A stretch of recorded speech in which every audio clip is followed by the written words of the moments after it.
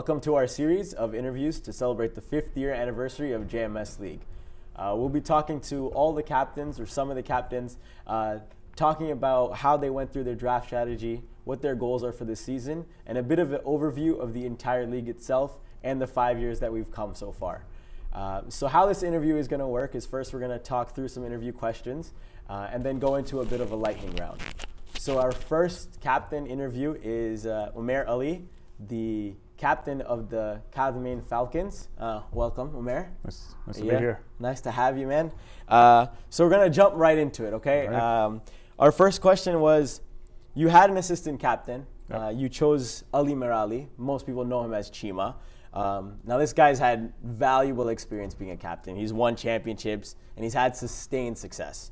So what input did he bring to the table and how did it help you when you were drafting? So I went with Chima in the first place because I played with the guy before many times. I enjoy playing with him. He's fun to be around, very competitive. And that's something you want from an assistant captain. And you know, the guy's a 3-time champion now. He's been captain for 2 championship squads, so he knows what he's doing. And then in terms of like the draft strategy, you know, we came together, we talked about it, and then before the draft, we sat down for a few hours, really go over some of the picks we wanted to do and what kind of team we wanted to build.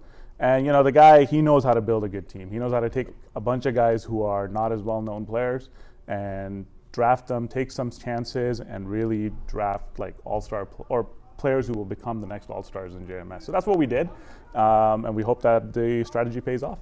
Did you feel like you had to turn his captain side off a little bit, or was it the perfect balance? I think it was a good balance. I mean, the guy, I wanted to listen to what he had to say. I'm not the type of captain who's just going to go in and say, you know, it's my law or my way or the highway. I want support from my assistant captain and then even the team that we've drafted. Yeah, so you're happy with the team you drafted, Absolutely. Right? Okay, awesome. So your draft strategy was a little bit aggressive. You seem to have a go-for-it mentality. You traded for the first overall pick, which was a bit of a surprise. And then you also were the first captain to take a reserve. So what was your mindset going to the draft? Like, were those things what you wanted to do, or did it sort of arise in the situation and you just took advantage of it? So when I saw the list of players, my go-to, I always wanted to draft Damien. I think he's a superb player. He had a breakout season last year, and I think that he's just going to get better and better as the league progresses. So when the opportunity came up, I knew he was not going to last till my original 6th round pick. So when the opportunity came up, I knew I just had to take it. Because you had that trade really early in the draft. Exactly. Like, as soon as we opened the draft room, you guys came up to me and pulled that trigger. Yeah, the offer came. With the Tigers, they had the first pick. They asked if I wanted it, so I took it right away because I knew that my guy, he was going to go first overall. And then in terms of selecting Zane in the 2nd round, I know Zane's obviously an all-star player. He's great to be around. And I know that as a reserve, he might not get as much play time, but it's what he brings outside of the field. To the practices, the practices, and then to the trainings.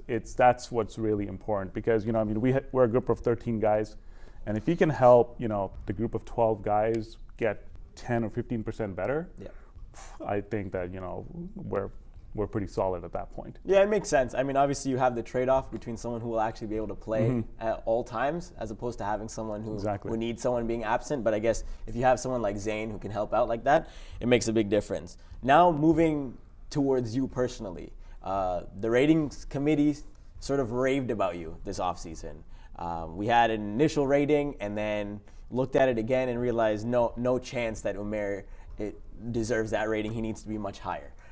So what have you been doing this offseason that suddenly has this hype around you as perhaps one of the best players in the league? Well, I've been playing a lot of dome ball. So baseball for me has not ended since the last JMS season. I've been playing continuously. So I've had a really good run in dome ball. I hope it transitions over to outdoor play in the summertime. And then outside of that, I've been playing like a lot of basketball, like some hockey, and a lot of training in the gym and training with other guys in JMS as well. Yeah. And just because I want to get better in terms of my physical abilities and the athletics in the athletics department. I guess my nickname is Wheels. So I want to live up to that expectations. I really want to live up to it this season. So do you find like working with other JMS players helps you more? Do you pick their brain, try to steal some ideas from them? Yeah, I mean it's multiple reasons. A, you get to learn from other guys in the league who are really good players, and two, you get to see their strategy, and you get to see how they play. Because when we go at it in JMS, I'm going to be facing these players, so I know going into it exactly their play style, and we can adjust accordingly. Yeah, of course. I mean, makes complete sense. So, in the end of the draft, you actually ended up with 3 Chomsys. Yeah. I don't know if you did this by design or just sort of how the draft board landed to you. Are you looking to trade for the 4th? Because Riaz is on the Eagles, and Ali Manik is always ready to deal. Yeah. Are you looking to go grab him? Do you feel like there could be some problems that come about? Because, I mean, family commitments could be an issue on Sundays. So that's just the way that the draft kind of fell to us. We initially weren't planning, we didn't have, the same team, family members on the same team, but it's just the way that the team worked out, and to round out the team, we ended up with 3 Chomsys. Not really looking to draft the 4th, but if the opportunity comes up, we might.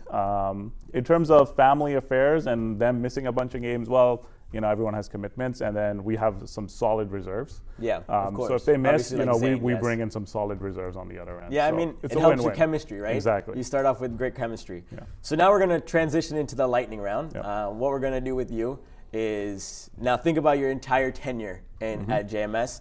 I'm going to give you a superlative.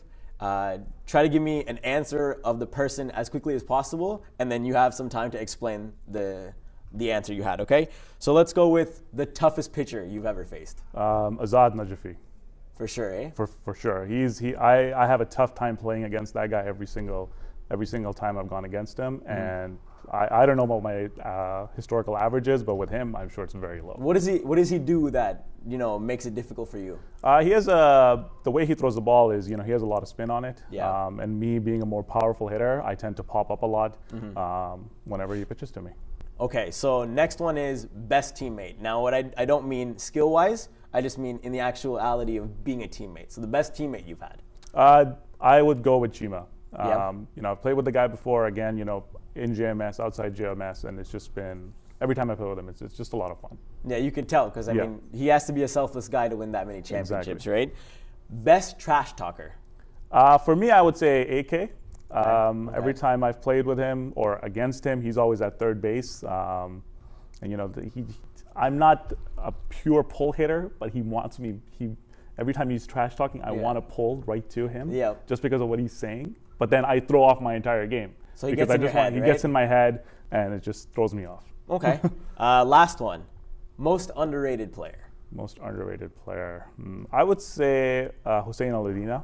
Okay. Again, we drafted him because we felt that he was very underrated. I mean, the guy obviously is a great pitcher, and he won Pitcher of the Year last year.